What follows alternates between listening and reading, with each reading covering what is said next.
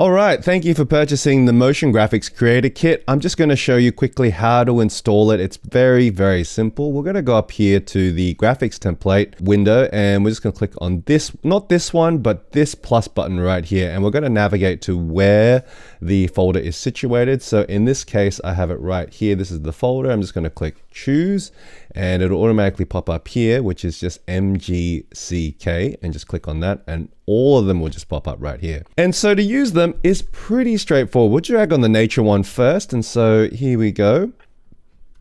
Now, automatically we start with this leaf one. If we go to the properties panel right here, you've got a whole bunch of them that you can select from. You can select a tree, a round tree, a bushel, storm cloud, whatever you like. And what's kind of great is that each of these have little toggles that can toggle little elements on and off. Not everything, but a lot of them do. For example, with this round tree, I'll just show you here. We might have to zoom a little bit here because it is a little bit far away, but let's see if we can have a quick look at what's happening here. So if we zoom in here, you can kind of see when I press the toggle option on and off, you can see the leaves will turn on and off. Likewise with the bushel. When we turn it on, oh, where is it gone? Here it is. Now, if you turn this, you can see the leaves will come on and off. Some people might not like it, some people might. It just depends on how you want to structure it. So that is all good. Now, again, you can also change the colors if you like. So if we want to change it to a different color, say for example, a more natural looking green that you would probably see in the wild, you can also do that as well. Let's go back to the round tree and see what we've got. Let's go back to 100% so we can actually see what we're doing. Now, we've got the tree coming up here. We've also got, we can also change the branches, which is gray at the moment. So we can actually make it a brown color. So that actually makes it look more like a tree. And so it's pretty much that easy.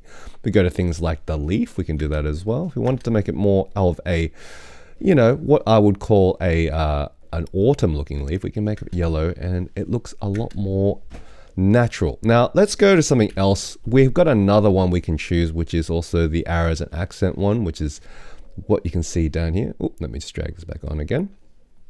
Now, arrows and accent has a few extra parameters as well. If you go back to the properties thing, we can have all the usual colors as we normally have here. But we've also got a couple more things. So let's have a look at the curly arrow right now. So the curly arrow right here is interesting because it just kind of twirls in. But we've got this thing called tail trim. Now, if you think the length of the tail is too short, we can actually pull it in a little bit. And so it actually starts animating from here. So you can actually set that parameter anywhere you want from this point onwards, and it works with a few. Actually, I think it works with all of them. Actually, I think I set parameters up with all of them. So if you think the tails are all too short, too long, you can actually make them all a little bit slimmer, as you can see. Now, this obviously doesn't work with every single parameter, but a lot of them have this additional option where you can actually twirl in the actual line itself. Also, on the arrows and accents kit, we also have this option where you can turn the wiggling line on or off. So that just means that you have this sort of undulating animation that happens when you basically have the video playing. You can also turn that off if you want it to be just purely clean. But if you want it to have a little bit more of a bit of character when it's animating on, you can actually turn this on and then it looks like it's sort of like scribbled on, if that makes sense. Now we'll just go through some of the other ones just real quick. They're all very easy to use. You can just drag them on and just start using them straight away. We've got the essentials here, which I didn't want to call it corporate because I thought corporate sounded really boring, but it is a lot of what I would call my favorite ones that I would probably use quite regularly. So these are something, a lot of these icons are just things that I use quite regularly in my day-to-day. So I've just put them all in what I would call essentials. So there's a lot of like bar graphs and like just kind of relatively boring stuff, but it's stuff that clients would call for quite a lot. So hopefully you guys will use a lot of these in something like a money stack. I mean, who doesn't like a good money stack, or just showing that things are secure by using a lock?